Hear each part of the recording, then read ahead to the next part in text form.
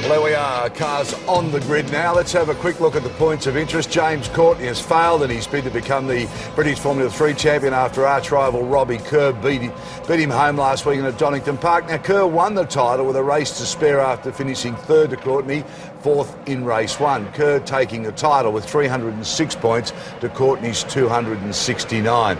Close battle. A shame for Courtney. That big shunt at Monza really kept him out of it. It did. I think it hindered him a lot, but nevertheless he's put up a fantastic effort and no mean feat to finish second in the British Formula 3 Championship. He's going on for bigger things for sure. Sorry, Jonesy, look at those grandstands. This is an amazing place. It is. It's a great circuit, this. Congratulations also to another couple of Aussies racing overseas. 19-year-old Will Davidson from Melbourne has finished fourth in the British Formula Renault Championships at his first attempt, while his older brother Alex won the Porsche Super Cup support race at Indy, both going very well. Yeah, Alex got it on pole position, won by about 4.6 seconds, got the quickest lap, so both Davidsons going extremely well overseas. Jaguar have reconfirmed their commitment to Formula 1, but there is still no word of who will be driving for them next season. Mark Webber is still expected to replace Eddie Irvine, but there is now speculation that Pedro de la Rosa may also go, with either Antonio Pisonia or Helio Castroneves taking that drive. Pisonia is very, very quick. He's one of Williams' test drivers, and I know that both Frank and Patrick have got big raps on him. Out of those two, I personally would go for Pisonia because he's a more European. He's been in Europe a lot longer than Castroneves. Castroneves is, I mean, he's been going extremely well in Indy racing or racing in the States. We've never really seen an Indy driver come over and take to Formula 1. Normally it's a Formula 1 driver that goes over and dominates Indy driving. Out of those two, Pisonia I would like to see get the drive. He is super quick.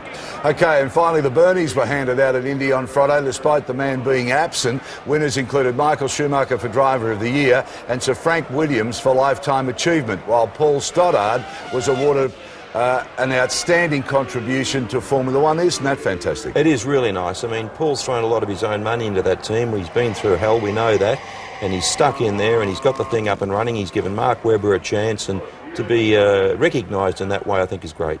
Well, you're seeing a new coverage tonight. There'll be some fantastic pictures as you've seen some of the camera shots from the cars tonight, so enjoy that. Let's now take you over to James Allen and Martin Brundle. They're only air-cooled and they overheat so quickly when they're stationary as he now is. And look, he was peering out the top of the cockpit and Michael Schumacher's gone past. Michael Schumacher's gone past his start slot. He's right outside our window and reverses back into position. Now, he may get away with that. If you reverse in the pit lane, you're immediately excluded. Schumacher, he's now back in position, but trust me, we saw it out of the window.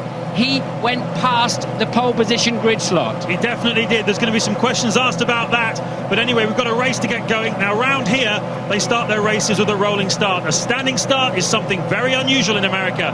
Enjoy it. It's coming right around the corner.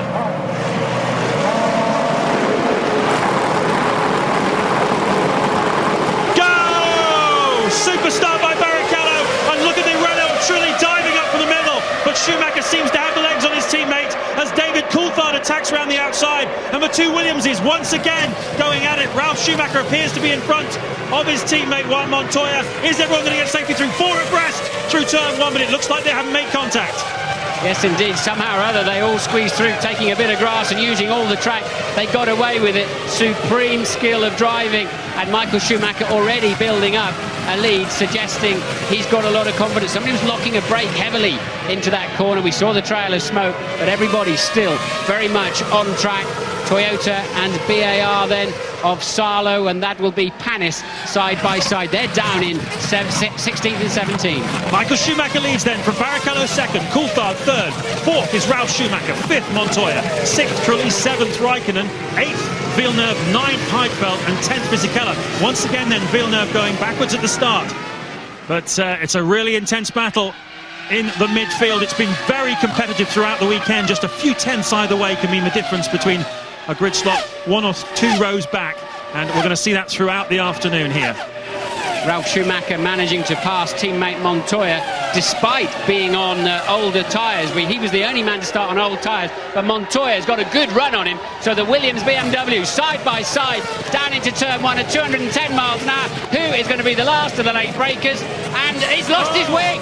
They've touched. Ralf Schumacher loses his rear wing. Well, Juan Montoya was really unhappy with Ralf Schumacher for the way he, at the start, Patrick Head there in the Williams garage, very angry, but Montoya was angry with Ralf Schumacher for the way he tried to force him into a mistake at Monza at the start. This clearly is payback time as far as Montoya is concerned, and for the second time this weekend, Ralf Schumacher's driving around a car which doesn't have a rear wing. Yes, he took it off against the barrier, didn't he, earlier on in the weekend, and that car will be tremendously difficult to drive. He'll have to go very slowly back to the pits, otherwise he'll be spinning like a top. Did he do any damage to the back of Montoya's car? But changing the rear wing, James, is much harder than changing the front. The front is 4 screws, about 18 seconds. The rear wing carries a lot more load, and it's much more integral to the rear of the car. The first rule of Grand Prix racing as a racing driver is don't take your teammate off. And today, Juan Montoya has clashed with Ralf Schumacher. And everyone talked going into this season about how much enmity there was between these two. They really didn't like each other very much. They seem to have developed quite a good relationship throughout the 2002 season, both saying that they'd come to terms with each other and were working well together. But just in the last couple of weeks, particularly with that move that Ralf made at Monza, you sensed a bit of niggle, and today we've seen a result. Yes, so Montoya dropped down to 7th. Ralf Schumacher, we know, is going to have to pit. And a disaster for the Williams team. Looking at the starters and who was best away from this grid, it's the 2 Renaults that made up 2 places. Otherwise, it was pretty even Stevens. Those Renaults, they load the car against the brakes. I saw them this morning warming their brakes up before they did a practice start. They used the brakes in the start procedure. Ralf Schumacher locking a wheel, so nearly getting into the back of Coulthard, and the Jordans and Saubers in the middle trying desperately hard not to trip over each other. And this is the problem, you see. It's very much part of the structure of the back of the car, and it looks as if they can get that on pretty quickly, but surely takes him way out of contention. Well, this somehow is a bogey track for Williams. This is the 3rd time we've been here. They've yet to get a car through to the finish, and Ralf Schumacher, well, he might finish today, but he's certainly going to be a long way back. No real sign of anger on his face though, Martin.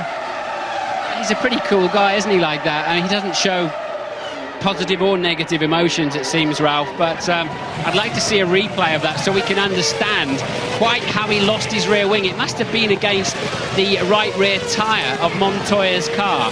Michael Schumacher leads by 1.1 seconds then from Barrichello. Coulthard 3rd, Trulli 4th then for Renault, and Mika Salo really getting deep into the corner and is passed by Alain McNish, his teammate, but he's not ready to get to leave go of that position, and takes it straight back again. They're fighting for 13th and 14th. Started in 19th place. Ralf Schumacher rejoins the race, so we're seeing a fair bit of fratricide going on here this afternoon. Martin. Yes, here's the replay then. Ralf doesn't want to yield. Montoya says, I'll go straight round the outside. In fact, I think Ralf effectively spun by himself. A bit difficult from that angle. I think Ralf Schumacher lost his car onto... Yes, he did.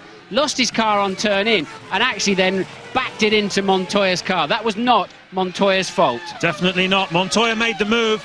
He's certainly done some passing into that turn. He passed Michael Schumacher there last year, and, well, that reaction says it all, doesn't it?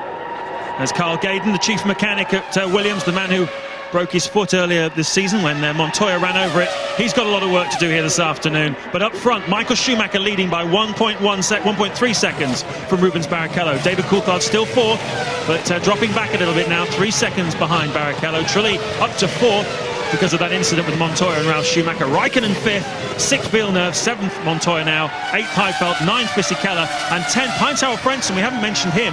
He's deputising for Felipe Massa, who was given a penalty at the Italian Grand Prix 2 weeks ago for some reckless driving, and Sauber have drafted in Frentzen rather than take that penalty with Massa.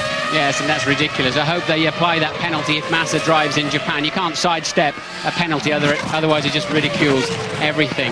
I'm noticing a lot of understeer in those Ferraris, both of them really struggling, having to put a lot of steering lock on to get the nose of the car anywhere near the apex, and probably that's why they're not scampering off into the distance quite as fast as we expected. And Barrichello very much keeping Michael Schumacher honest.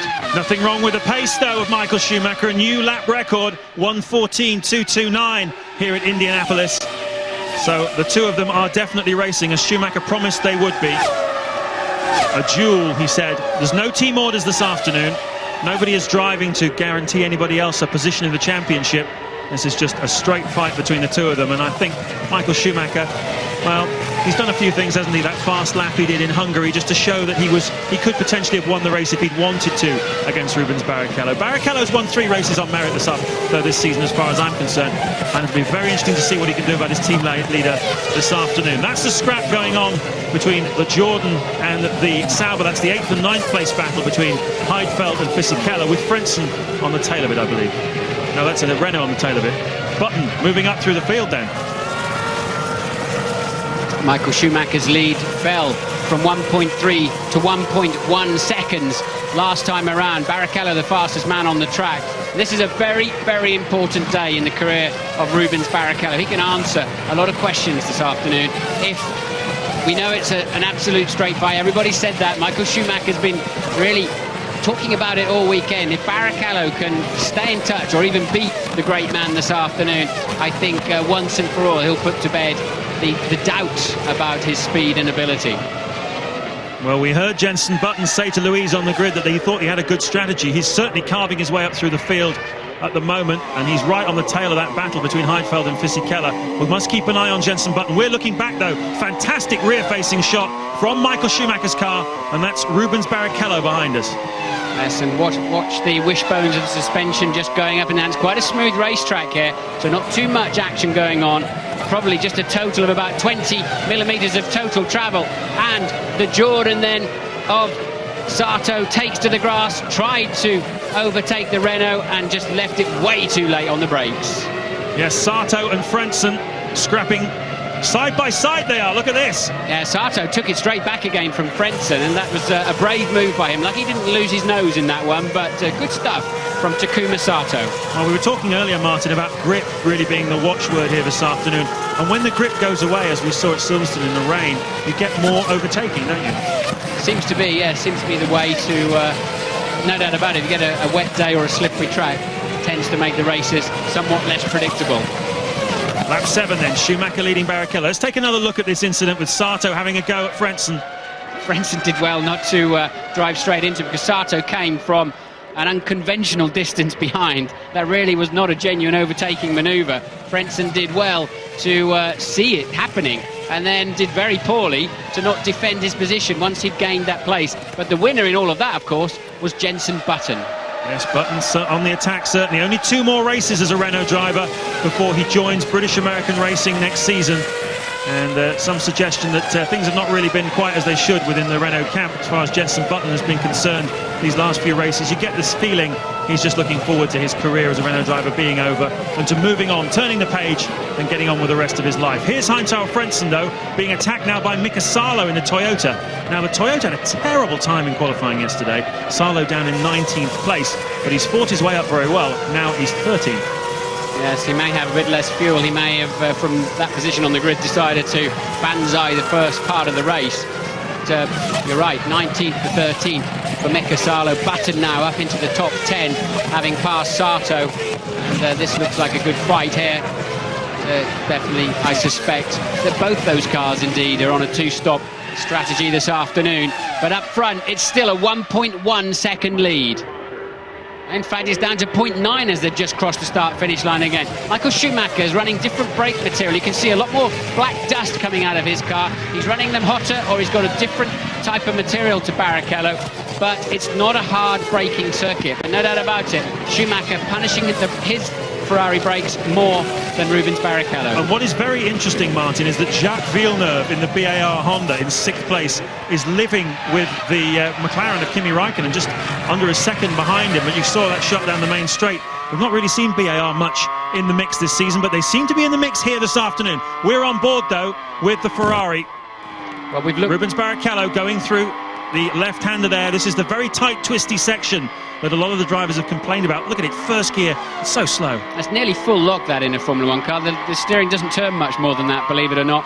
Barely from lock to lock, a turn of the wheel in total. And Barrichello still, I think, with a bit of understeer up front there on the Ferrari. We've looked back from Michael Schumacher's car to see the sister Ferrari. Now we've looked forward from Barrichello, and quite clearly it's very close. Just tell us exactly what you mean by understeer there, Martin, on these Ferraris. Well, you can see the tyres scrubbing across the racetrack. The car is not turning proportionately to the amount of lock that they're having to put on, and you're pushing the front tyres sideways across the track. It's only a small amount, but it really shows up, it really stands out. Those two numbers at the top of the screen you can see, that tells you it's a 73-lap race, of which there are 64 remaining. And this is the battle with Eddie Irvine, Olivier Panis and Mark Webber in the Minardis. It's on the tail. So one of the BARs is going like a rocket ship in the hands of Jacques Villeneuve in 6th, and the other one of Olivier Panis in 16th seems to be struggling. Ted, what can you tell us? James, I think that Ferrari have actually built in a bit of understeer into that car, because as this race goes on, the tyres wear out and it actually induces oversteer. That's when the back is sliding out. So if you build in a bit of understeer, it creates a balance before the stops. But the big question, Martin, is can the Ferrari Bridgestone tyres survive a one-stop? I agree with you. I don't think they can. I think these two red cars are ahead for a two-stopper. Well, if they are, they'll be somewhat concerned then that Coulthard is keeping them at the moment within 7 seconds. They're still pretty comfortable, but they're certainly not showing the kind of runaway pace we expected, if indeed they are two-stopping. And look, Trulli very much keeping Coulthard honest too, just 1 second adrift. There are the two leaders. Yes, Jarno Trulli coming off the back of that stunning performance at Monza 2 weeks ago, where he literally started at the back of the grid and fought his way through to 4th place again in the Renault, which is giving away a lot in horsepower terms. He is running 4th here at Indianapolis, and certainly defying a lot of critics who say that the guy can't race. Well, me included, but he did pull something. He did put in a race performance in Monza that we've expected from him for years, really. He's been fast in qualifying and never really turns it on in the race, but suddenly there's new life to Jarno Trulli.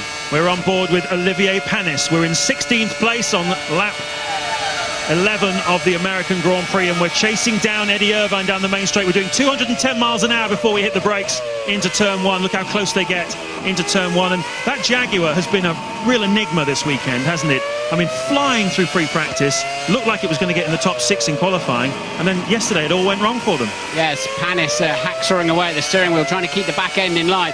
Indeed, the setup of that Jaguar must be absolutely knife edge. It seems supremely fast, but only at certain times when the track has a given amount of grip, and then it clearly falls off quite quickly either side of that knife edge as soon as track conditions change. But what a great shot then of Olivier Panis. Car changing gear automatically just under 18,000 RPM. They knock it back for the race. They'll use more for qualifying, and then when they've got to go in for the long haul of race afternoon, they just knock a couple of 300 revs out of it for reliability and, of course, significantly better fuel consumption. Terrific onboard camera shots here at Indianapolis. Lovely to see how many revs they're using when they change gear. You can really get inside the mind and the cockpit of a Grand Prix car. Mark Webber doing terrifically well in the Minardi to hold on to this battle between the Jaguar and the BAR, and let's face it, that Minardi giving away an awful lot in terms of technology, in terms of electronics, and not least horsepower. Absolutely, an important day for Webber too, because he looked like he was homing in on that Jaguar drive, let alone the back end of the Jaguar this afternoon. And suddenly it's all gone a bit cool, hasn't it? They're talking about Pizzonia, talking about maybe keeping Eddie Irvine or whatever. So Mark Webber suddenly not quite in the frame as much as we thought. Yes, it's been an interesting shift within the Jaguar camp in the last week or so. They now no longer seem to be talking about Eddie Irvine leaving the team. They now seem to be thinking in terms of Pedro de la Rosa. There is a buyout on his contract. He has got a firm contract through to the end of next year. But one or two whispers this weekend seem to suggest that he's not altogether secure in that drive. Similar situation to Takuma Sato at Jordan. Watch this space. This is lap 12 then. You're looking at Olivier Panis. Alan McNish is just ahead of Eddie Irvine in 14th place. And this is a very, very close scrap in the midfield. Yes, well, this is big selling territory for Honda and Toyota. Honda have a man up in 6th place at the moment with Villeneuve, and then Salo and McNish 13th and 14th in the Toyotas, Panis 16th. But an important marketplace for those two Japanese manufacturers, and I bet they wish they could be up here chasing Ferraris, Williams and McLaren. Well, there's a very interesting development at the front now. Rubens Barrichello has now got within 0.7 of a second of Michael Schumacher, and that margin is coming down. You can see how close he is now. Is Schumacher just preserving the car, or is Rubens Barrichello upping his pace a little bit? Remember, these two guys are definitely racing. There are no orders whatsoever this afternoon. They chose their own strategies, whichever they thought was the fastest. And Rubens Barrichello certainly the other day was saying he really enjoys attacking. He likes to go on an attacking strategy rather than one of containment.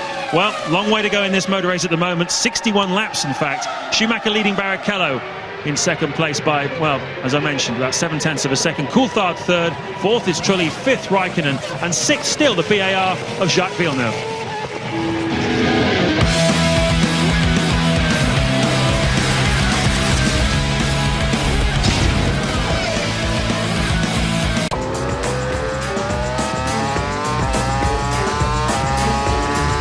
Coulthard still third, Trulli still fourth, fifth Villeneuve, and sixth Raikkonen. And what you're looking at on the bottom of the screen there, it's just flicked away, were the last 3 laps of these 2 cars, and it showed how Montoya had been homing in on Raikkonen. Now remember, Montoya got barged out of the way at the end of the first lap, the first corner of the second lap, when his teammate Ralf Schumacher spun and pushed him onto the grass.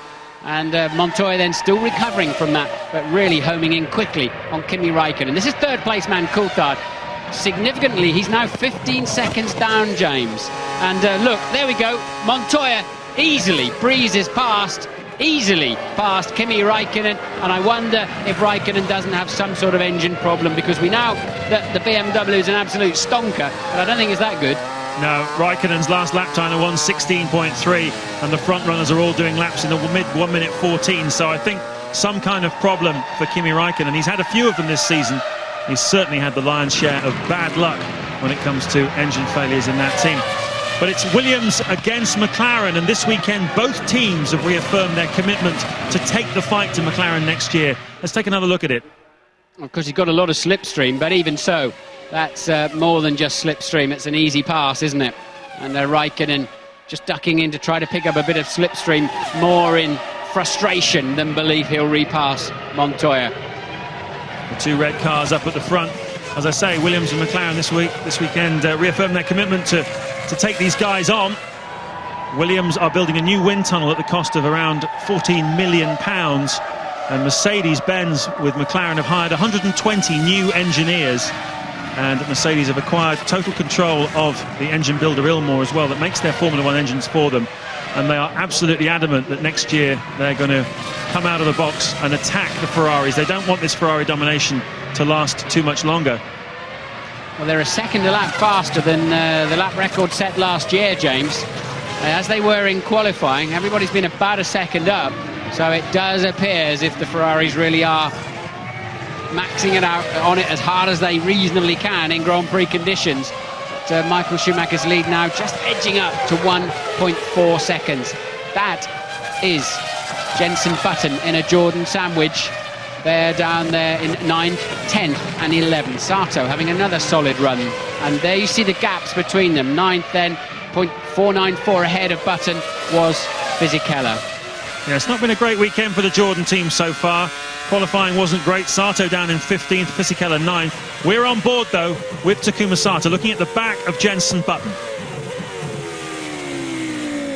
You get the concertina effect in the hairpins. These are very frustrating corners in a Formula 1 car. Formula 1 car's a thoroughbred. He wants to be let go. He wants the reins released. And those hairpins just tend to bind the car up. And a Formula 1 car's a bit clumsy, James, at those sort of speeds. It really doesn't feel happy. And then as soon as you can get it over 100 miles an hour, it seems to come into its own. Rubens Barrichello certainly coming into his own. He's just set the fastest first sector so far in the race. So a third of the way around the lap, he is closing in on Michael Schumacher. Rubens has got the hammer down. He's beginning to attack his team leader. And we were speculating with Ted a little on the fuel situation, whether how much fuel the Ferraris had in them. They don't seem to be able to run as much fuel as the McLarens and the Williamses. As Irvine makes a move on Webber. Yes, Irvine slipped back earlier on. He obviously had a problem of some sort or went off the road. He's now recovered that position. That's a lot of hard work. That's just 16th place. And Webber says, I've not finished with you yet. But Irvine covering his line nicely. As you were saying, Martin, Webber covets a Jaguar drive for next season. He's out to show that he's the man for Jaguar if they are going to change one of their 2 drivers. And look at that. Rubens Barrichello followed through on that lap 19. A new lap record of 13.395. Scintillating pace at the front from Ferrari. Yes, 0.2 faster than his teammate. So the gap, though, still at 1.5 seconds. That's McNish in the Toyota. Irvine, Jaguar, Webber, Minardi. Yes, you can see Mark Webber just working away on the steering wheel. We cut back, though, to Takuma Sato, running along currently in 11th place. We've got Jenson Button in front of us and Giancarlo Fisichella in front of him as well. 209 miles an hour. How much the steering wheel's moving, even in a straight line. The buffeting of a Formula One car making a huge hole in the air in front of you and disturbing that air, using and abusing that air to push the Formula One car down onto the racetrack. As it leaves the back of the car, it's quite turbulent, and you tend to get moved around in the slipstream of another car, and that's why Sato's steering wheel was wobbling around, just keeping the car on line. You can see how tight and twisted this infield section is at Indianapolis, Martin. The drivers talk about it and complain a little bit about it. They call it Mickey Mouse, some of these, certainly the last section of it. But just watching them, it seems like a difficult track to get right, even if the corners are very tight and twisty. It's still a challenge for a driver just to get it right. Yes, I think it's very hard to hook up the perfect lap around here, which is surprising because it looks relatively straightforward. But this turn 11, for example, you've got to be extremely close to the inside curb, but if you touch it, you're absolutely nowhere. You're thrown to the outside. And so I think they're finding they have to be very accurate to hook up their best lap. 20 laps gone then of the 73. Michael Schumacher leading from Rubens Barrichello, and Ted has some news for us. James, Kimi Raikkonen's either got a misfire or a cracked exhaust. His engine is sounding very rough as it passes me on the pit straight. McLaren and Mercedes will be trying to fix it by the two-way telemetry. But Martin, if he's only got 9 cylinders, can they fix that by telemetry? Sometimes, but it's highly unusual. I think you're probably more right regarding the cracked exhaust. You do lose power then. Raikkonen's losing a second a lap to Montoya. Now he's been passed, and it does lose you quite a lot of horsepower. If it's a misfire, a mechanical misfire, normally at 18,000 revs, tends to blow the thing to pieces. And that was a pass then of Della Rosa on Young, and they've got Ralf Schumacher coming up behind them, but Schumacher is a lap down, and the Ferraris are in the lapping action too. Yes, Michael Schumacher's just gone past his brother Ralph, who's been in for a new rear wing following that contretemps with his teammate Montoya in turn 1, and it's all action here as Michael Schumacher carves his way through the traffic, and Rubens Barrichello attempts to do the same without losing any time to his team leader. Yes, and Rubens trying to get through the middle. How helpful will Michael Schumacher's brother be in all of this? Quite helpful by the looks of it, but Rubens really had to do a zigzag down that straight. That puts Ralf Schumacher 2 laps down on the leaders and 1 lap down on these back markers. Let's talk about traffic, Martin. What's it like when you're at the front of a Grand Prix and you're trying to cut your way through these people, desperately trying not to lose too much time to the person leading or the person behind, trying to lose the person behind you? There's Panis, I'll answer that in a moment. Panis stopping very early in the Grand Prix at the end of lap 21. And that's why the BARs are moving through quickly. Villeneuve pits from 5th place.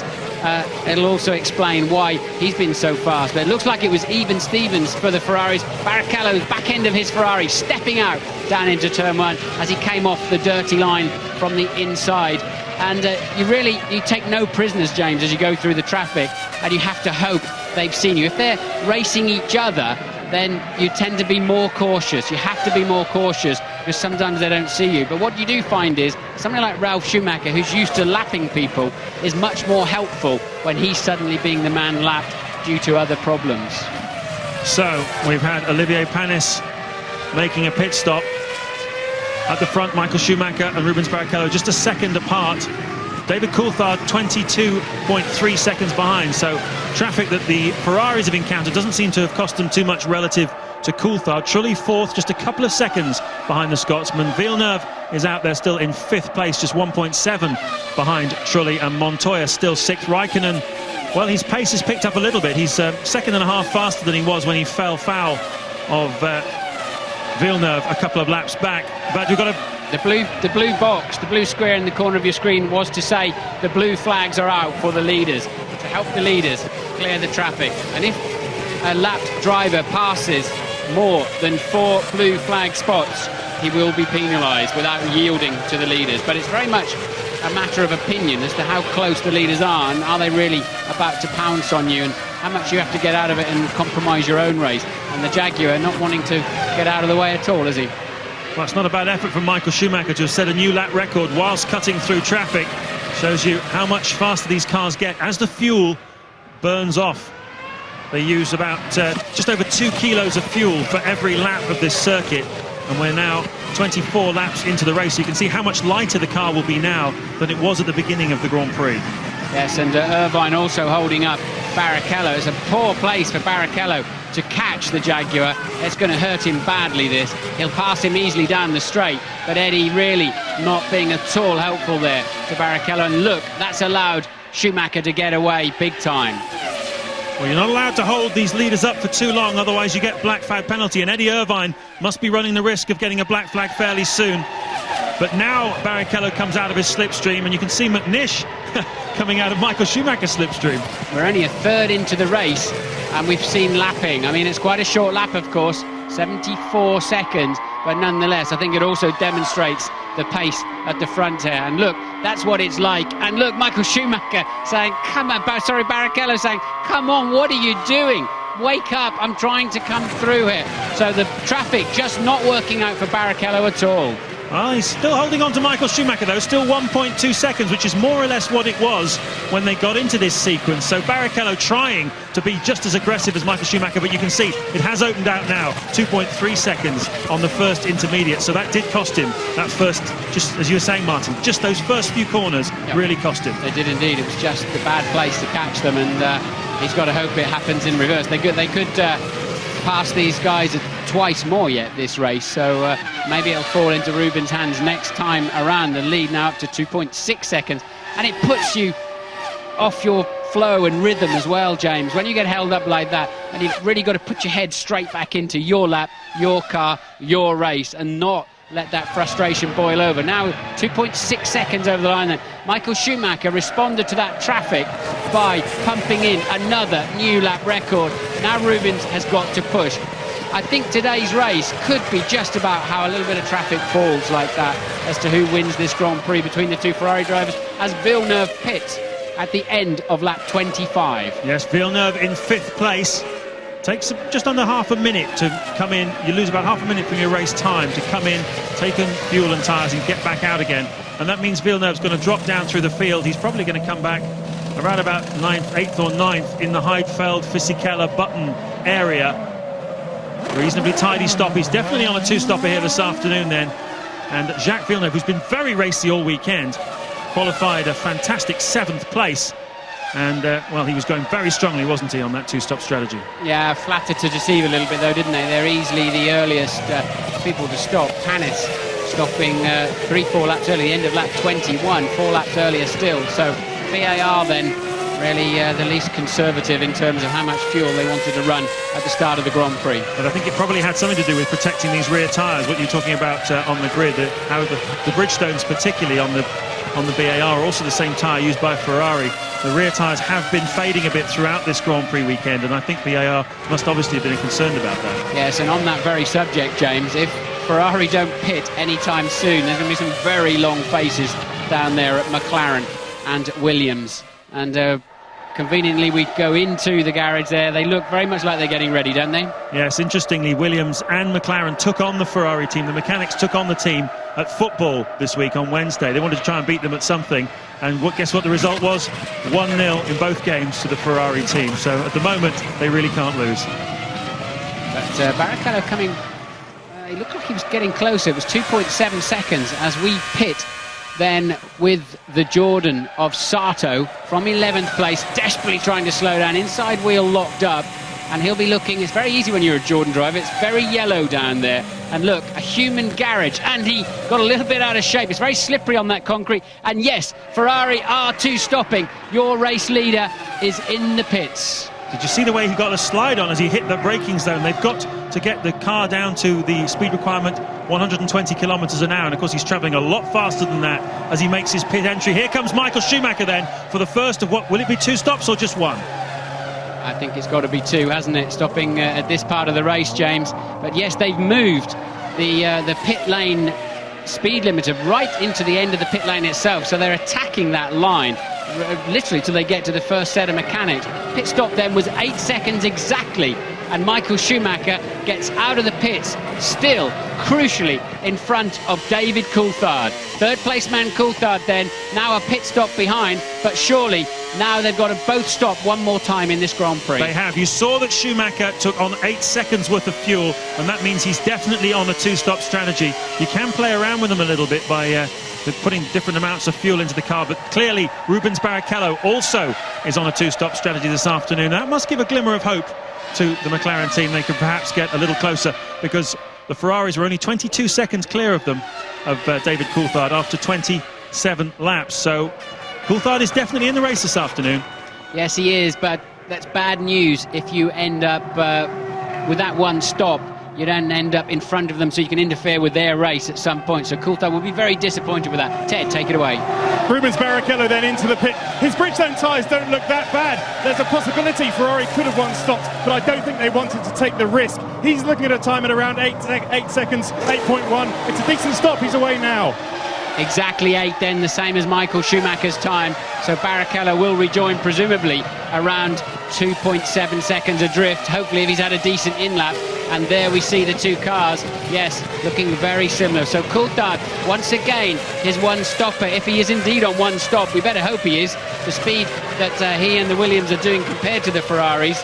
So unfortunately, it's not worked out for McLaren. It was fairly close, though. You can see how David Coulthard there in the back of the frame, he really was very close indeed to taking second place off Rubens Barrichello. But his previous lap was a 1:14.9, just when he needed to find a few tenths of a second just to get in front of Rubens Barrichello. It hasn't worked out for the Scot. He's still in third place after 29 laps. Barrichello second, Michael Schumacher leading, Coulthard third, fourth Trulli, fifth Montoya, and sixth Kimi Raikkonen. As we have problems to Takuma Sato, is it?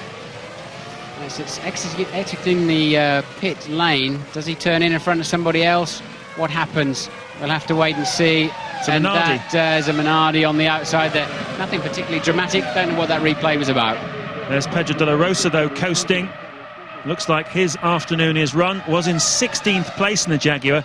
His teammate Eddie Irvine is currently 13th, and that looks like the Renault team getting ready for a stop with some fairly used-looking tyres. Trulli has pitted, so that is Jarno Trulli from 4th place. He was just about 1.6 seconds behind David Coulthard. Coulthard will breathe a sigh of relief to see him pitting earlier. How long is the stop? It's a long stop. It's a one-stopper, possibly with 12.2 seconds of fuel in, James? Yes, definitely. It's early-ish in the race, but certainly taking on the fuel. As I say, you can play around with it quite a bit. But at the front, Schumacher and Barrichello, very little to choose between them. David Coulthard right behind.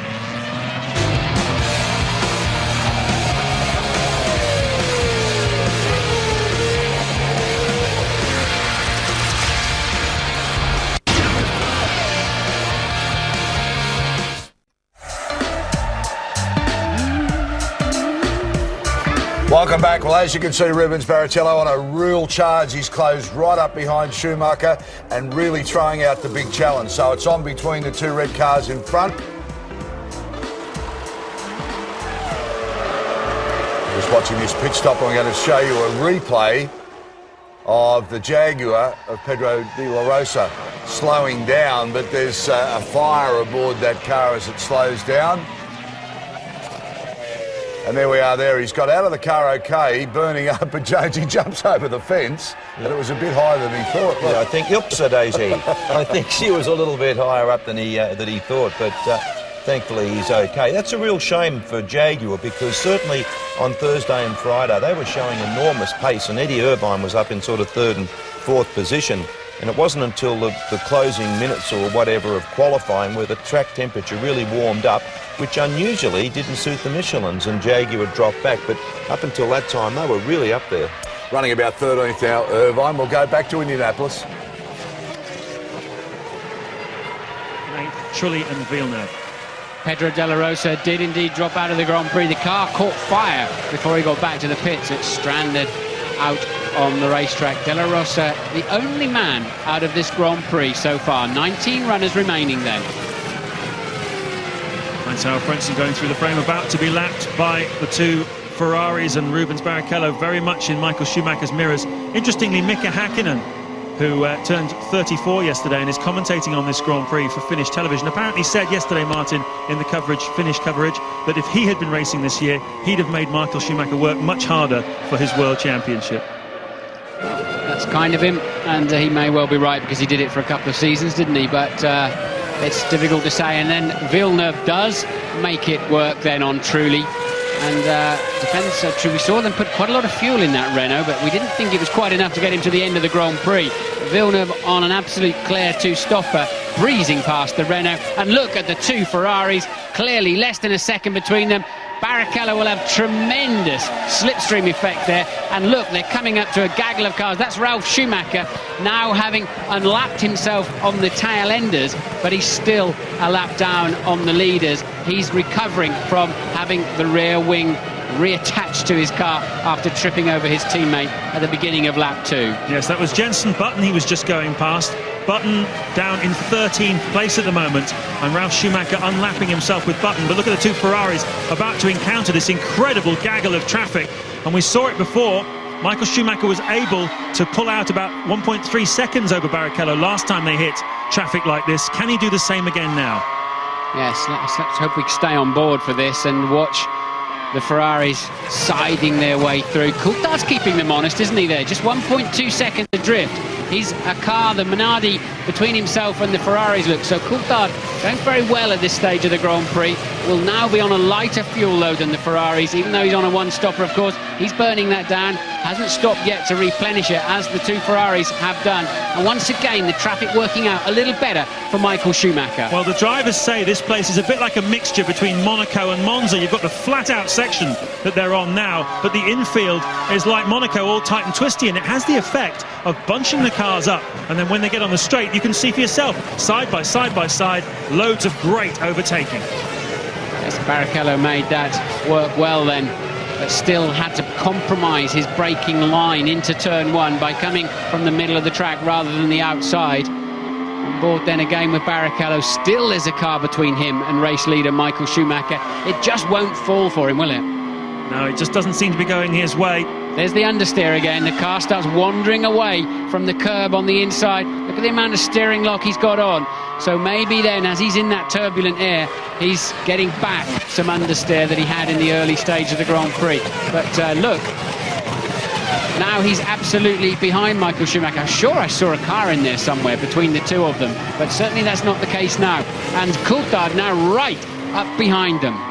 Blue flags for Takuma Sato, and one of several blue flags he's received on this lap, so he's got to be careful as well. He needs to get out of the way of the two Ferraris. It's allowed Rubens Barrichello. Look at the margin he's cut. It was 1.25, it's now down to half a second. That's how much traffic can cost you at a track like this. And look at Michael Schumacher going around, going up on the high side, as they say in America, around Takuma Sato. And I hope Sato realises there's another Ferrari there as well. Rubens trying to make himself as large in the mirrors of that Jordan as he can, and please don't turn in on us, and he did not. Barrichello survives to fight another lap, and he's having to take those sort of risks to keep Schumacher anywhere near in sight. As I said earlier, this Grand Prix will be won and lost in the traffic.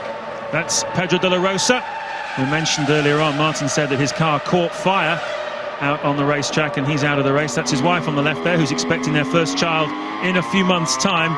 Hope Pedro still has a job when his son or daughter is born. But at the front of this race, we are now on lap 37. You can see for yourself David Coulthard doing a super job of keeping in touch with the two Ferraris. Yes, and fellow countryman McNish really helping him by getting out of the way there.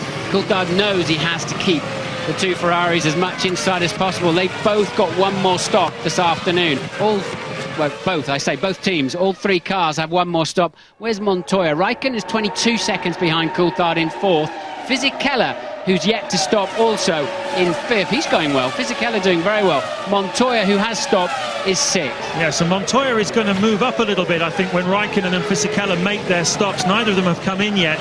Montoya will move up into 4th place, but he's quite a long way adrift of, certainly, of David Coulthard. He's not really going to be able to challenge him this afternoon, despite the fact that they started alongside each other on the grid. Sato has stopped, so this must be for 5th place man Fisichella. He's a full 38 laps into the Grand Prix before stopping. And when will Coulthard and Raikkonen come in? Raikkonen's suddenly going a lot faster. He's just done his fastest lap of the race, a 1 minute 13.9, and that's the fastest of anybody last time round. So whatever problems Raikkonen had, maybe, as Ted said, they've been able to fix it on the telemetry. Well, it wouldn't surprise me as Fisichella takes on fuel to go through to the end of the race. Remember in Monaco, David Coulthard was leading the race, and in the final third of the race he had a problem with oil smoke coming out of his car, and on that day the McLaren mechanics fixed that problem from the pits using, as you say, the two-way telemetry, which sends data and signals via radio out to the car on the track. It's absolutely amazing technology, really, if you think about it. It is, and they're doing a couple of 100 miles an hour as they breeze past the pits. But, I'm assured it's relatively easy to do for the Boffins, and it certainly seems to keep more and more Grand Prix cars running through the distance of a Grand Prix. Coulthard now has done his fastest lap of the race, a 1:13.6, suggesting we often see these sort of spurts before they're heading towards their first pit stop. So Coulthard solidly in third place, just 1.1 seconds behind second place man Barrichello. Louise. With Pedro de la Rosa, the only man to go out of the race so far. Pedro, a bit of a fiery end to your Grand Prix. Was that some kind of engine problem? No, the engine was fine. I lost drive, stuck in fifth gear, then I had a misfire of the gearbox. I think it was the transmission, not the engine. What happened when you got out of the car? The marshals got me overexcited. They told me just to jump out of the circuit. I jumped and there was a river, so I just went into the river. I mean, they should have told me, you know. But anyway, I was just holding in. I was just staying in the race. We had a very late stop. I was fully brimmed, and I was just waiting for the race to come to me. So it was a shame because I think we were on quite a good strategy for our car today. Well, at least that water cooled you down a bit. Thanks, Pedro. Yes, we didn't see it on our screens, but it was quite comical. He fell over the barrier and disappeared. But that tells us some good information about Eddie Irvine too. If De La Rosa was fully brimmed, so is Irvine. And Irvine is in 10th and, of course, has not stopped yet. So who hasn't stopped in this Grand Prix? Third place man Coulthard, fourth Raikkonen, Irvine in 10th, McNish in 11th, Webber in 12th, and Jung down there in 17th. They're the only people not to have stopped for fuel and tyres. Yes, and although they're on very different strategies, the two Ferraris and the McLaren of David Coulthard, they still all have one more stop to make, although Coulthard will be coming in quite some time before the two Ferraris. Now those numbers on the left of the screen are the revs, the RPM of the engine of Coulthard's Mercedes-Benz. That is recorded on a microphone and then translated numerically, as we can see. Revolutions per minute, that's the turn of the crankshaft and the pistons going up and down. How many times they do that per minute? There's 17,700 you saw there at the end, and it always amazes me the pistons don't meet themselves coming back at that sort of speed, but that's the technology we've got today in Formula One. Down the main straight then with David Coulthard. Always gone well at this track, been in the points both times he's raced here, and another strong afternoon for the Scot. Down through the gears into turn one. His car's working well, you know. Very little correction on the way into one, turned in nicely, back end didn't step out, and that's why I think Coulthard's keeping those two Ferraris very honest. His car's nicely hooked up. He'll hate it when he has to come in for a pit stop. Yes, the car does seem to be working well. Man coming in for the pit stop, though, is Mark Webber, who's had a really spectacular afternoon racing against BARs and Jaguars in the early stages, coming in from 18th place, which is where he qualified on the grid, as we get a look at Kimi Raikkonen. Getting very locked up behind one of the, looks like Panis in the BAR, who was getting out of his way, but seemed to get him confused. Meanwhile, is that Webber retiring? Yeah, Webber was coasting into the pit lane. He was down to speed much earlier than he needed to be, suggesting he had a problem. So will Webber be the second driver to fall out of this year's American Grand Prix? And it seems as if he is. I think the mechanics are getting agitated because perhaps their other car was about to come in and make a stop, Alex Young. And obviously Mark Webber had driven straight into a garage, but all action down there and clear communication, absolutely imperative at times like that. We've seen lots of mistakes happen in pit stops. How far away is David Coulthard, though, from his first stop of the afternoon? That's how far away he is from the Ferraris, less than a second. Coulthard really enjoying this part of the Grand Prix. He can keep them very much in sight. And there's 2 seconds between the three of them. So Coulthard surely will have to come in, I would imagine, where can he go to? Lap 45, something like that? Well, last year he stopped on lap 43, but then he was using different tyres. He was on Bridgestone last year. This year we're with Michelin, McLaren are with Michelin, so clearly Coulthard about to come in any moment now, although it could be for Kimi Raikkonen as well. He's just set his fastest lap of the race so far, which is usually a reasonable indication that a pit stop is coming up for a driver. We'll wait and see. Coulthard's really getting ready to have a stab at Barrichello, isn't he, there in second place? The McLaren's very low on fuel, of course, at this stage of the Grand Prix, as they're homing into their one and only stop of the afternoon, and it's Coulthard.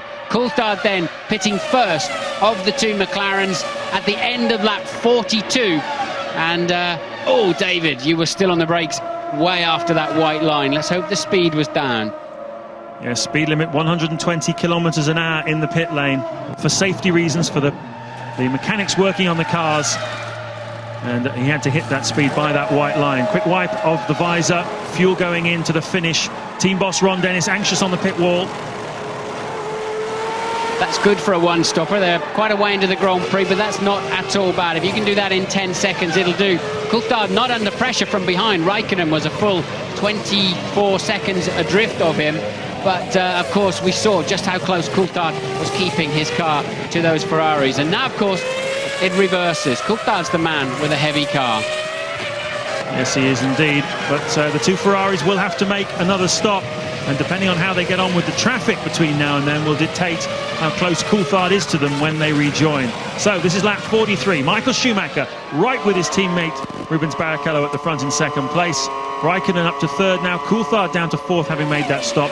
Fifth is Montoya, sixth Villeneuve, seventh Trulli, eighth still Nick Heidfeld. Haven't seen much of him this afternoon. And ninth Giancarlo Fisichella. Those two have been battling most of the afternoon. And Eddie Irvine is still up in 10th place, but yet to make his first stop.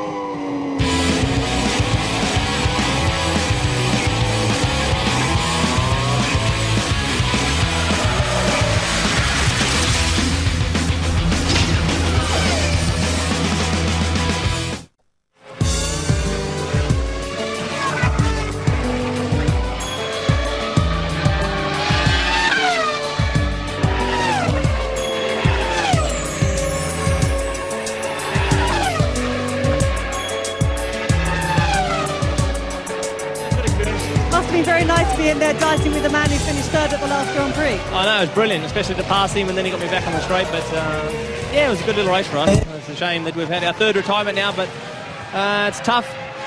But the guy's done a good job, so Suzuka. Cheers, Mark. Who knows, we may one day soon see Mark Webber driving one of those Jaguars. So this is lap 47. Michael Schumacher 3 seconds now clear of Rubens Barrichello, having been able to open a little bit of a gap up through the traffic.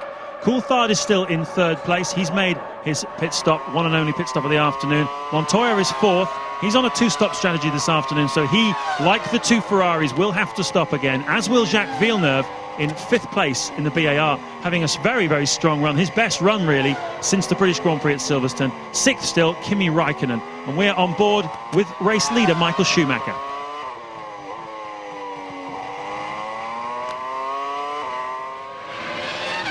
Schumacher's lead then now up to 3 seconds. What's going on with Rubens Barrichello? In the early stages of this sector, he was really pushing hard, wasn't he? Really closing in on Michael and suddenly falling back. No real reason for it. Schumacher and Michael does a 1:13.2. Rubens does a 1:13.198. Nip and tuck, but the gap at least then is back down to 2.9 seconds. So it seems to be all about traffic. Yes, Rubens has obviously been held up somewhere by someone who obviously let Michael Schumacher through slightly more courteously. That's what it comes down to, really, on this very tight, twisty section on the infield in Indianapolis. It often works the other way round. The leader comes through and wakes everybody up, and then they're more alert for those following behind. So maybe Michael's been a bit more ruthless, taking a few more risks, sticking a front wheel up the inside of some of the back markers to claim the corner early. Here's Juan Montoya then. He knows this place well. He won the oval race here, the Indianapolis 500, 2 years ago, became the youngest man ever to do so. And on that occasion, he was travelling in the opposite direction.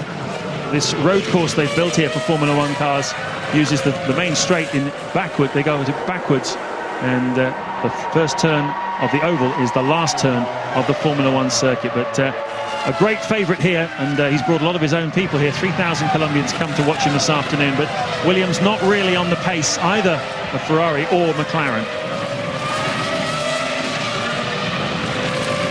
So and we've got Young then blowing up. Alex Young, the Mark Webber is already out of the Grand Prix with steering problems. So now Young, the third man to retire this afternoon. Now, will he have put oil right on the braking zone for turn 1? That's the question, because that's a very critical place. They're coming from over 210 miles an hour. You can see that is a yellow flag zone now.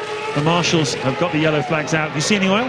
Can't see any oil. You've got the 2 yellow dots at the top there reminding us there's yellow flags out there. The drivers will have warnings from their pit wall, from their own team, and from the flags, of course. And look, you should not be overtaking going in there with yellow flags waving. The yellow flag sign has just gone away. So I'd be surprised if there's not a bit of oil down there, and they're all moving immediately out of the way, just in case. That's Michael Schumacher, race leader, right behind Young as he flew up there, wasn't it? I think it was. Lap 49, Ferrari looked ready for their second stop. It was Michael Schumacher who stopped first last time. This time he's in again. Yes, but he's got a 37-second lead over David Coulthard, so Ferrari should easily come back out in front of the only car really that can chase them down, David Coulthard, who's in third. Yes, you need just under 30 seconds to make a stop here at Indianapolis and get back out again, so he has 7 seconds in his pocket over Coulthard. And remember, Coulthard does not have to stop again.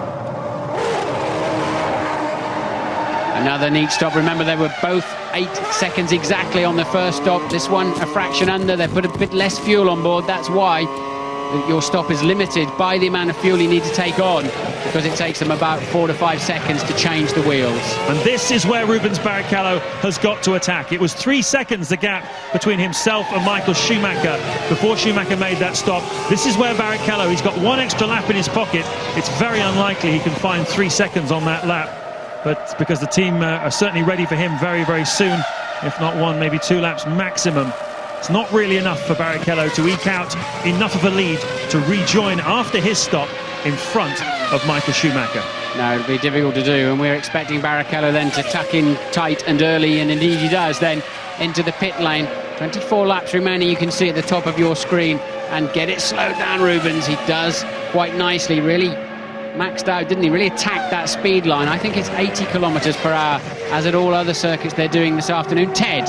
Here we go then, Rubens in for his second stop. He'll also be looking for about 7.6. It's a fantastic fight between these 2 Ferrari drivers, but I'm sure, as you said, Michael's got it this time. New Bridgestones go on, no problem with the fuel hose, he's away. 0.2 of a second faster though. Michael Schumacher already on the pit straight, flashing past our commentary box, and look, there are the 2 Ferraris in the same shot, and quite clearly Michael Schumacher comfortably ahead. But will Barrichello use the freshness of those Bridgestones again to better effect against Michael Schumacher and close that gap? Well, we've been told there's no team orders today at Ferrari. These 2 boys are racing each other. Does that include don't race each other after the second round of stops, protect the car through to the finish, or are they allowed to race each other right to the checkered flag? Well, Michael Schumacher said he's free to do what he wants, but that doesn't stop the team, of course, getting sort of having a sensible tablet with 10 laps to go and say, okay, right, we're 15 seconds ahead of the McLarens. Chill out, boys, it's game over. Michael, you get the spoils today.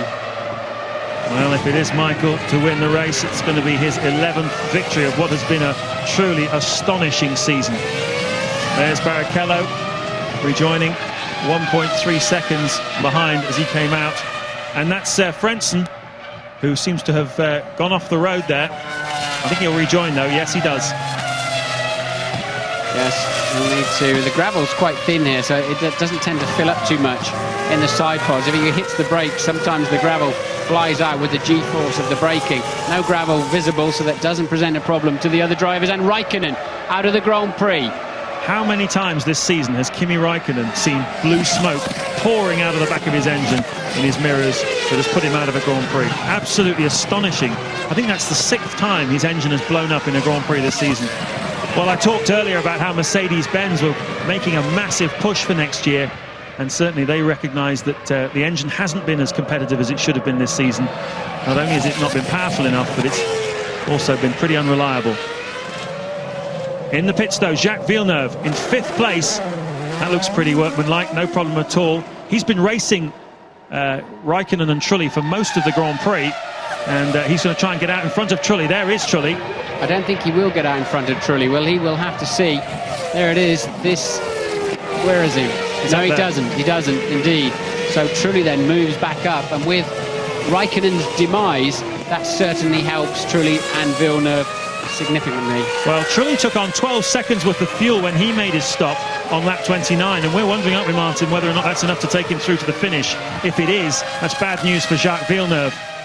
Yes, you don't know how much fuel he had in the car, of course, and this is a replay of Raikkonen's car letting go. So often that happens on the overrun. You lift off going into a corner, and next time you apply the throttle, it all goes bang and turns into an oily mess behind you. And that's how it looked from the BAR of Panis. And look at the mist of oil, and that's what Panis has got on his visor too as he went through that. That's raw oil coming out of the crankcase and exhaust up the back of that Mercedes-Benz.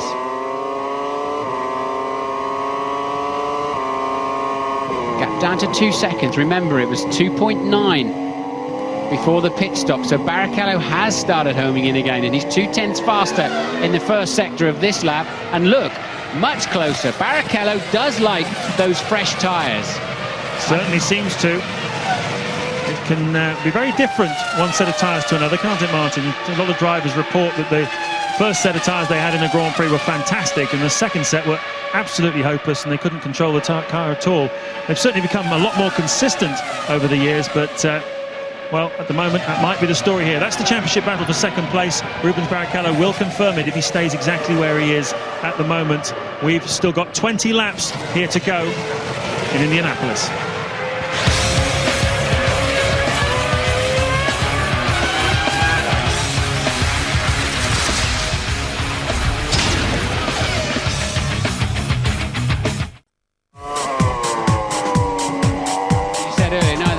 Foul in terms of when he came in. Barrichello, let's have a look. He's a 10th up in the first sector, 10th and a half down in the second sector. There's nothing between these two Ferraris, but now they're lapping in the 1 minute 14s rather than the late 12s and early 1 minute 13s they were putting in the first stages of the Grand Prix, James. So it does suggest maybe they're just backing out of it a little bit. Well, possibly. Also looking at the battle down the field between Jarno Trulli and Jacques Villeneuve. Trulli's still 5th and Villeneuve still 6th. Louise. Kimi, we've been having these conversations about engine failures all too often this season. Is it something about the way you drive them, or are you just plain unlucky? I don't know. I drive as normally, and if the engine doesn't last, it's not my problem. Were you aware that you had the problem earlier on in the race? It was 10 laps in the race, and the engine was misfiring a lot, and then it was keep going misfiring, and then in the end it blew up. Rather unhappy man, he's walked straight into the team office. Back to you. Yes, I think he meant to say it's not his fault rather than not his problem, because it clearly is his problem, and it's difficult to understand sometimes why one car seems to be more unreliable than the other. But when they change gear automatically up and down the gearbox, not a lot you can do as a driver unless you're bouncing the car too hard across the curbs to damage the engine. It's quite a good illustration of that interview of Louise's with Kimi Raikkonen, the kind of guy he is. He's quite closed as an individual, isn't he? He's not a man of many words. He makes Mika Häkkinen look like Cicero, an incredible orator. But what do you make of him? It's difficult to know what to make of him because you can't communicate with him. And even when I'm sitting at McLaren, it is very difficult to understand where he's coming from. He just wants to go racing. He does not really want to have to talk to anybody, whether it's ex-racing drivers, journalists, or anybody really, and even our own Louise. Well, I talked to one of the Finnish journalists in the press office about him, and he said he's even more difficult to understand and even has less to say in Finnish than he does in English. Apparently when he speaks English he feels he needs to project a bit more, so if that's projection, good, got to help the Finnish. Yes, he's certainly a man of few words. Can Rubens Barrichello do anything about Michael Schumacher? Now they're 1 minute 14s and 15s, so I fear the battle has been called off. John Todd there, sporting director of Ferrari. Alongside him, Stefano Domenicali on the left, and there's Ross Brawn, the team technical director. They seem pretty comfortable with what's going on out there. Now, Ross Brawn's been suffering a lot with back problems recently. He missed the early stages of the Italian Grand Prix a couple of weeks ago. And I've noticed, Martin, throughout the weekend, he's been walking through the paddock, resting his shoulder on one of the bouncers that they have on the garage to stop people going in. He's obviously in a tremendous amount of pain, and one hopes for Ross's sake he's able to sort that out, because that's a chink in the armour that Ferrari really don't need. Yeah, he had a ride around Brands Hatch in a Ferrari 360 Cup car, and I think he tweaked his back doing that. They were giving him a bit of a Ferrari thrill, and it seems as if it scored an own goal there, unfortunately for Ross. I think he's been in quite a lot of pain. Lap 59 out of 73 here at Indianapolis then. Looking at the long shot there of the Sauber. It's been a mixed afternoon for Sauber, really. They qualified very strongly. Nick Heidfeld, we're on board with him now, but he's down in 9th place and no real chance of points this afternoon. He's also fallen behind Jenson Button, who qualified 14th and has managed to get himself up into 8th place. So another reasonably strong performance from Jenson, but he must be concerned about teammate Jarno Trulli in the other Renault, who's going very well again in 5th place. Yes, 4 retirees then. Raikkonen, engine. Young, engine. Webber, steering problems. Della Rosa, we think hydraulic problems with the gearbox. It was hydraulic fluid that caught fire. Michael Schumacher leads on at the end of lap 58 by 1. Now it's up to 2 seconds, but they're lapping quite a bit slower than they are able to do. All they're going to do now is tease third place man David Coulthard, who's beginning to close the gap to them, something around a second a lap, as we see a live super slow motion. And very sexy it is too. Well, it's interesting, in the history of Ferrari, they only once entered the Indianapolis 500, and it was 50 years ago with Alberto Ascari, who was the Michael Schumacher of his era. They turned up here and apparently qualified the car in 17th place, and it broke down before it had even reached quarter distance, and that's the only time Ferrari ever raced in the Indy 500. They've come back, certainly with a win for Michael Schumacher 2 years ago at the Indianapolis Grand Prix, and certainly it looks like one of the 2 Ferraris is going to win here this afternoon, very strongly indeed to America. But one thing they don't do these days is break down, it seems, and with tremendous reliability. Michael Schumacher still on course for a podium at every Grand Prix this year, and that includes only 1 third place. All of the others are 1st and 2nd, and he's very much 1st at the moment, 2 seconds ahead of Barrichello. Coulthard closing now, just 12 seconds behind in 3rd.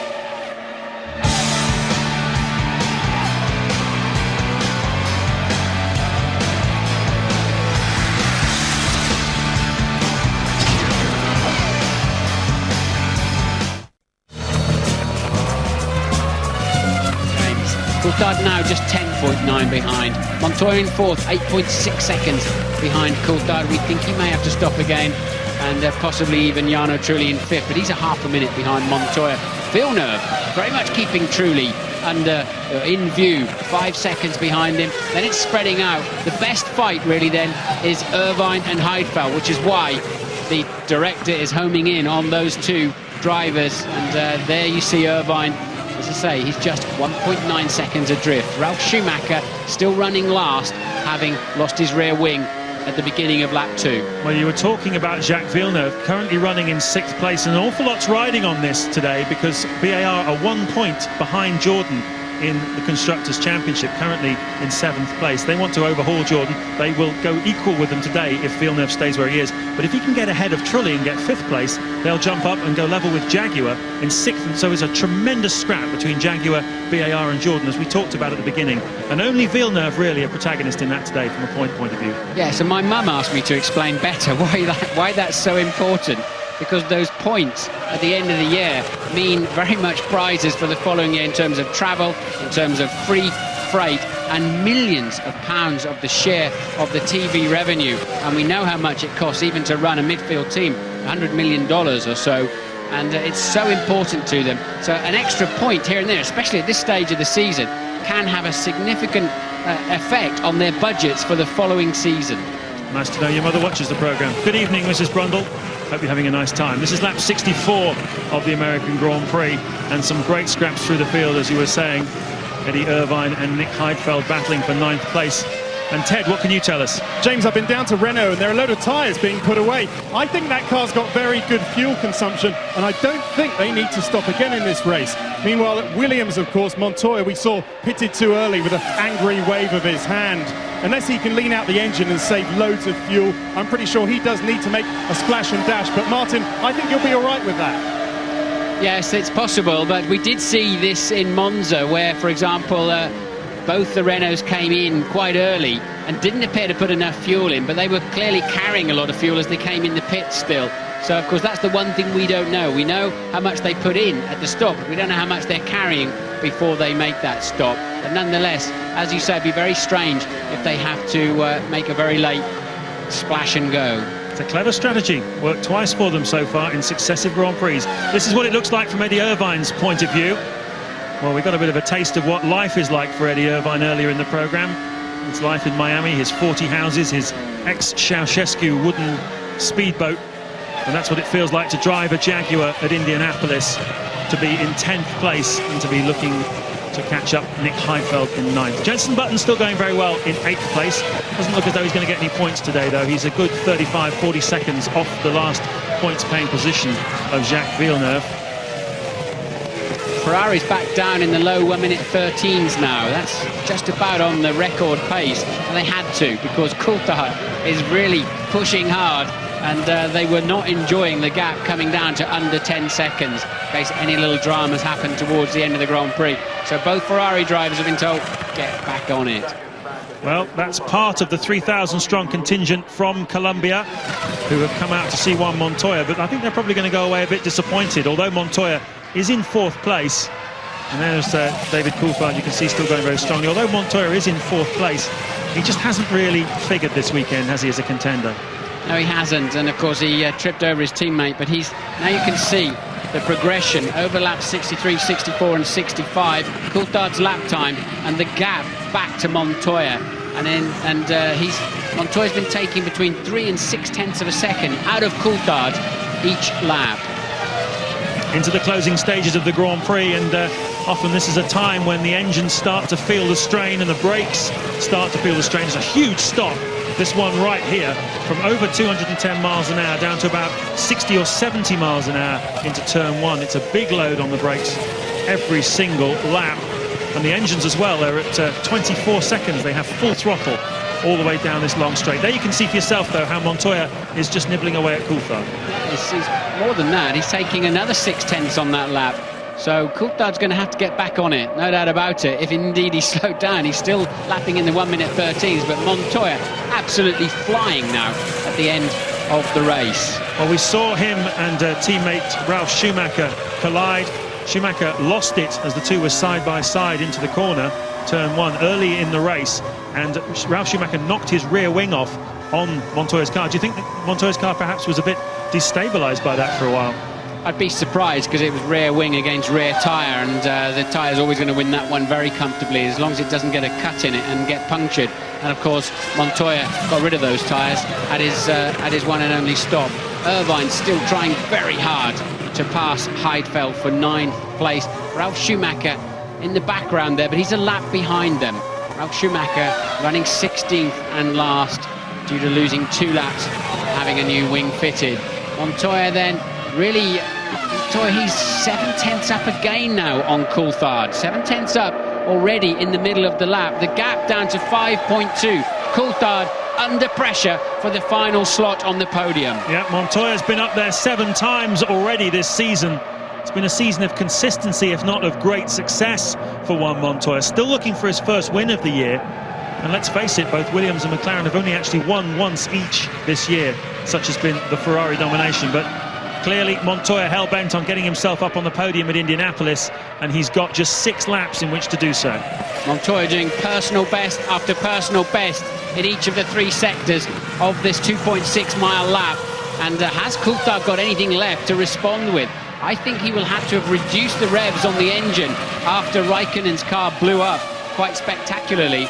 And Coulthard then will be torn between pushing harder and making sure he doesn't have a problem. There are the 2 leaders then, now 3.4 seconds apart, but the pressure's off them as Coulthard's falling back 12.5 seconds behind now. And Coulthard, there he is in the background of the picture. Where's Montoya? That's a Toyota that's been lapped, and there is Montoya in the grey mist at the far end. So it's half the pit straight between them. A 1:13.8 for Coulthard, a 1:13.0 for Montoya. The gap down to just 4.4 seconds, and there's not a lot of love lost. That's 258 metres between them. That's what 4.484 seconds represents. And there's very little love lost between those two. Remember, Montoya dropped it at Nürburgring and took Coulthard out of the Grand Prix.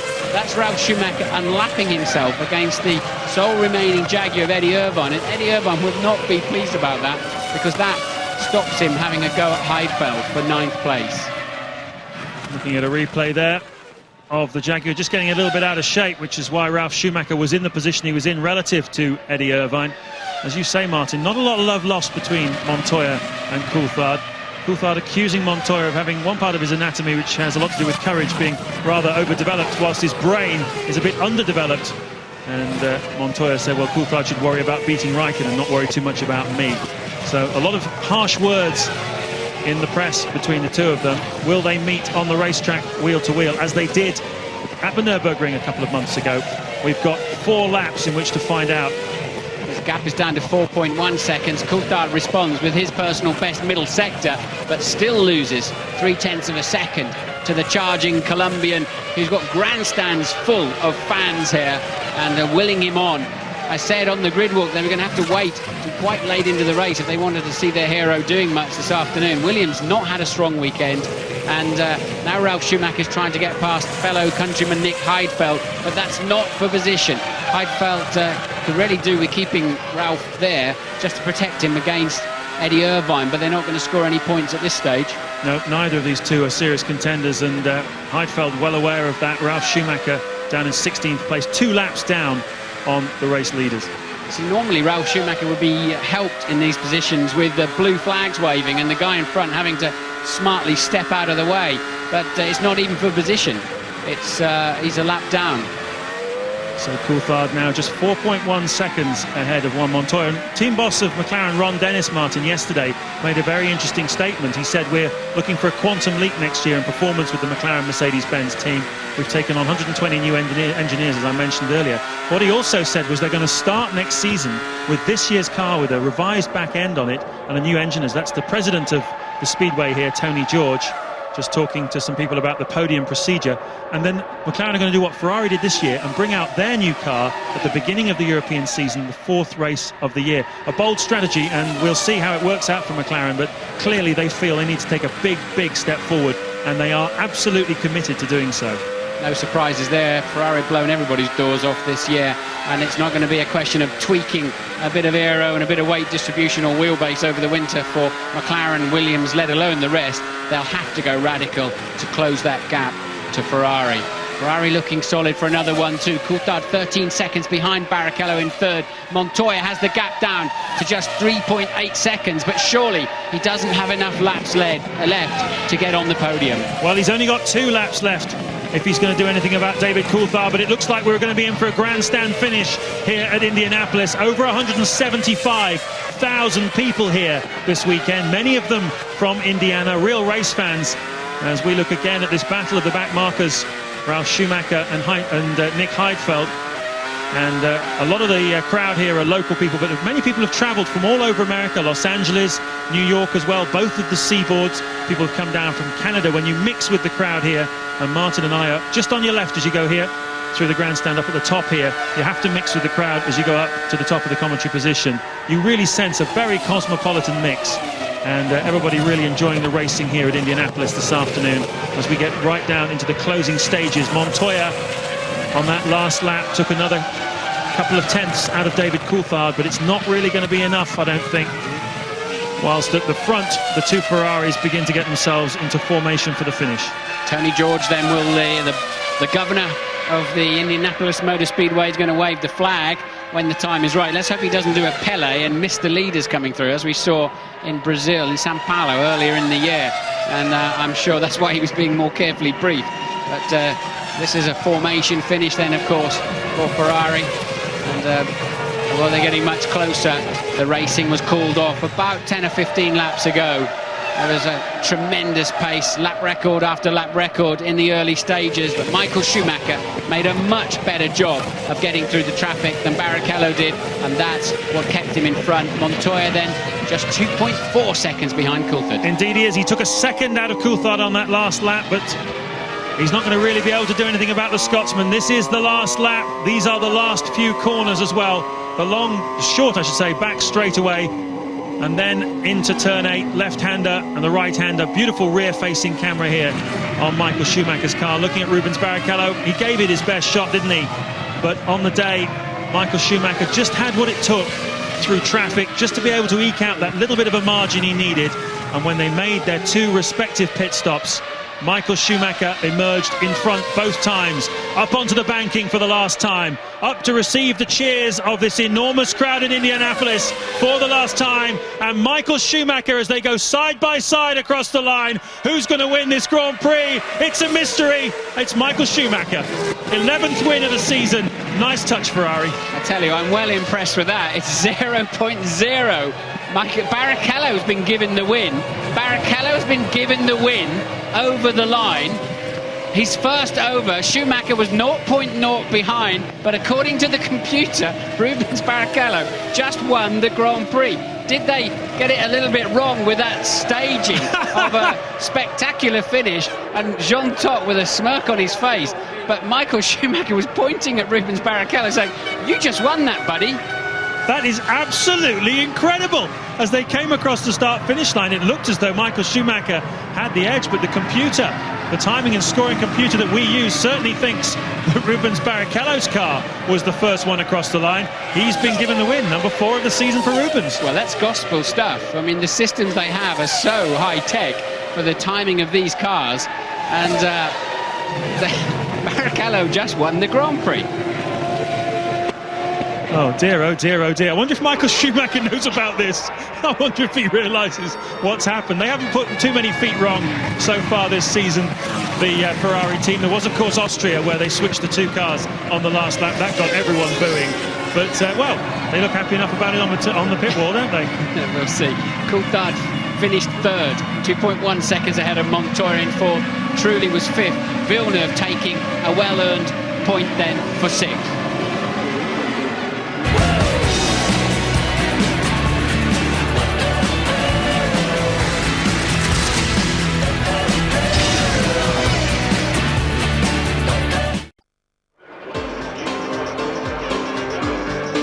Welcome back. Well, a stunned crowd at Indianapolis. They can't believe it. A lot of the crowd were booing AJ over that finish.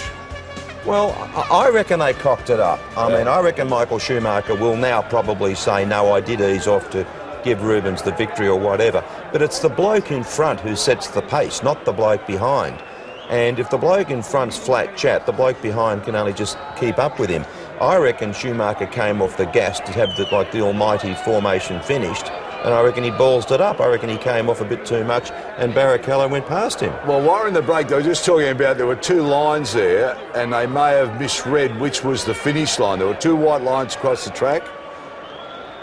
We'll try and get a replay for you that later, because the feeling was that perhaps they judged it on the first line rather than the second line. But the crowd was absolutely stunned. They were booing. Well, either way, I honestly reckon it was a balls up. I reckon it was not Schumacher deliberately easing off to let him win. I reckon they've made a mistake.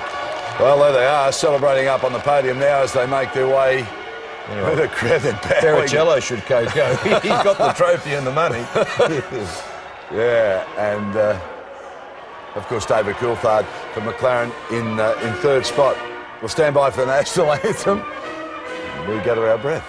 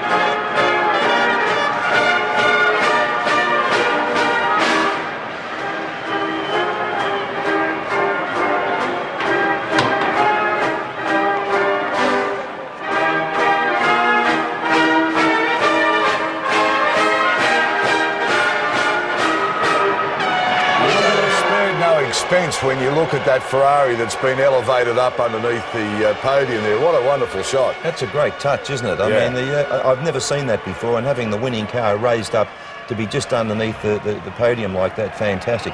Ferrari is 60th 1-2. Unbelievable in the history of the whole, since they started racing in Formula 1, 61-2s. That is just amazing. And I was saying to you before, Schumacher, I think, has now won 10 Grand Prix this year. I think it's 10. It's amazing. There's a lot of Grand Prix drivers haven't won 10 Grand Prix in their career. Yeah, and he's put 10 together in a season. Just amazing. David Coulthard still hanging in there, fighting as much as he can in a car that obviously isn't anywhere up to scratch to the Ferrari. But it was interesting that they're going to do what Ferrari did this year during the commentary there by starting with an updated car that they're racing now and introduce the new radical model in race 4 next year. Yeah, well, as I said to you a bit earlier, that to me signals the fact that they are going to have something pretty radical, and they're going to take that little bit extra time to work on it and then use the older car to get the first couple of Grand Prix out of the way while they perfect the new radical car. I know Williams are going in that direction. They've just spent an absolute fortune on spending a fortune on a new wind tunnel, and they all realise now that they are going to have to do something to take the game up to Ferrari. Yeah, no doubt about that. Which doesn't, with all due respect to Minardi and some of those teams, they just must think, oh no. This will be interesting when we go to the unilaterals, because what's going to be said, I mean, I think you're right. I don't think Schumacher would admit they might have made a mistake. If that was the case, look, we don't know. He may do. He might just put his hand up and say, I used off the throttle a bit too much and that was it. Knowing the man, he'll probably say, no, I decided to give it to Rubens, I could be doing him a bit of injustice, but it'll be interesting, as you say. Been a great partnership, though, hasn't it? He's been the perfect backup driver to Schumacher. He's played his role superbly, hasn't he? Any Grand Prix owner, he is the perfect number 2. In other words, he's the guy that when your number 1 blows up, slows down or does whatever, he's able to take the challenge up. And that's what he's been able to do all year. And in some cases, he's been quicker than Schumacher. He's very good in practice, in qualifying. Wasn't that hot this weekend? No, but if you look, he's been consistent, hasn't he? If Schumacher's taken pole, he's normally been beside him. And the Jaguar was really good this weekend. Eddie Irvine, I tell you, was in the top 4 right up until, the dying stages of qualifying. Well, there you go. Barrichello, a very popular victory over his teammate Michael Schumacher. David Coulthard in 3rd, Montoya in 4th, Trulli 5th, and Jacques Villeneuve, a great result for BAR and him. Michael Schumacher, now look at that, 134 points from Barrick, 71, Montoya 47, Schumacher, Ralph 42, David Coulthard 41, and Kimi Räikkönen 20, or as they call him, Dimmy Räikkönen. Ferrari now, Constructors' Championship 205 from Williams 89, McLaren 61, Renault 22, Sauber 11, and Jaguar in 6th place with 8 points.